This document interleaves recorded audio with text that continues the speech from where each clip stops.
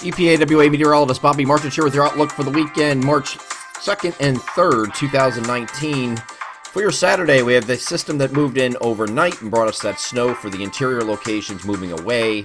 And any early snow showers or flurries will be confined to mainly before mid-morning this morning, and I think we're out of here. We go over the NAM high-res future simulated radar starting this off at 7 a.m. You can see those residual light snow showers or flurries continuing, but that's going to end pretty quickly by the time we get to 9 a.m. This is all you have left, just a few residual flurries over the Poconos, and that's it.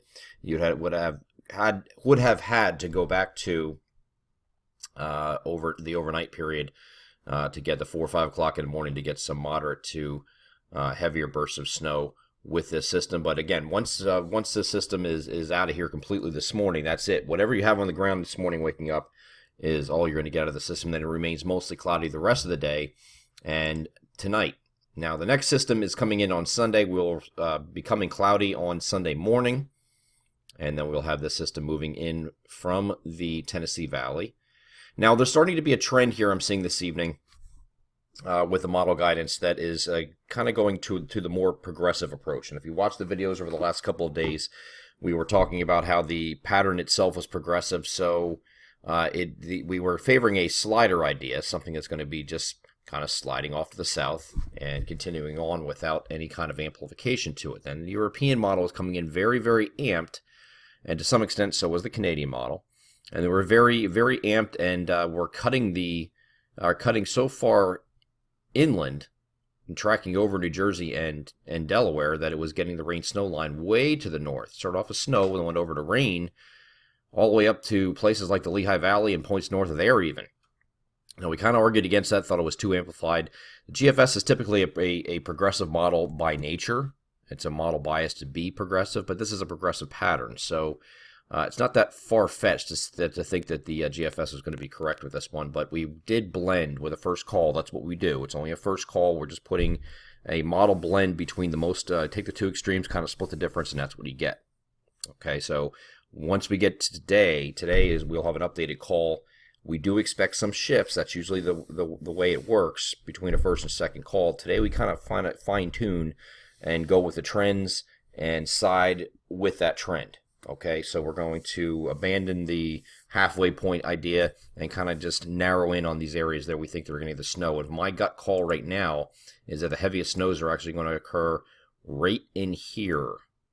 Right in here. Now, currently on our map, it's a little bit northwest of there by about 40 miles. Actually, might even be more than that. It's about 40 miles. So we're shifting this about southeast about 40 miles with the heaviest axis of snow as this comes in on Sunday afternoon. Probably mid to late afternoon is when it's going to start.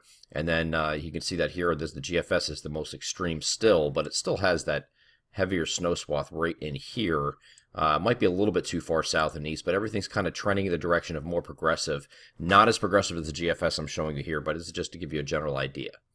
All right, so we might be shifting that axis. That I think the heaviest snow, where you're going to get a potential for greater than 6 inches, is going to be right in here. That's northern New Jersey, through the Lehigh Valley, and down into southeast PA to just northwest of Philadelphia, and all these areas, right in our coverage area. So I think that's going to be your jackpot zone. We'll fine-tune that today, and we'll see if I'm right. We'll see if the models are going to continue to trend in that direction or not, but I think that's my gut call right now. The official call from EPAWA is not just me. It's a collaboration of our team members. We'll see if they agree with me, and we'll have that updated call at 5 p.m. on Saturday. Now, going forward from this point, we do have this tapering off late at night on Sunday between midnight and the pre-dawn hours of Monday from west to east. So Monday is actually left to be a partly cloudy and dry day. It will be colder. Temperatures are going to be in the low to mid 30s for highs, and that's going to be the warmest day of the next several because we're going to be very cold as we get into Tuesday, Wednesday, and Thursday with highs stuck in the 20s. So it's going to be pretty cold in that stretch. Now, you got to remember it's early March. I know you're thinking, oh, well, it's upper 20s. What's the big deal? Well, for time of year, it shouldn't be that cold. I mean, we're talking about the early part of March here. First week of March, you should be certainly in the 40s. Some places down by Philadelphia are going to be nearing 50 for an average high. So if you're stuck in the 20s, that's a pretty significant drop from where you should be for this time of year. The good news is we are cold and dry, no big snowstorms coming in. during this work week. We will be watching a system toward the end of the week, and again, it's dry, mostly sunny mostly sunny on Tuesday and Wednesday, and then partly cloudy Thursday. And then here is another system coming in from the west. This is going to bring what looks like on Friday some snow showers to the region. Might have to watch whether we're battling the rain-snow line with this one too. There's actually a system that's over the Ohio Valley right here, and the associated warm front north there would be snow up here, and south of that would be the rain. So we're going to watch that very closely. Obviously, we have a whole bunch of things to watch over the next couple of weeks, but I think this is one of the last systems you'll be dealing with as far as winter potential for the rest of the year. We'll have one more late next weekend, and that would be right around the transitional period that we expected to spring, where we start changing into above average temperatures. That still is on target for around the 11th of March. Once we hit the 11th of March, that's it. We're done. There might be a system rate that precedes that brings in that warmth once it moves through, like a slop storm, snow to rain type thing. And once that goes through, then I think we're done with the winter storms for this season, and we'll close the book on winter. So it's very close to the end here. We can see that in the next 10 days ending, and then we turn progressively warmer, especially as we head towards the middle of the month. So that is still on track. We just need to get through this weekend. Continue to watch follow the social media channels, Facebook, Twitter, and for any announcements for the updated call. We are expecting that at 5 p.m. on Saturday.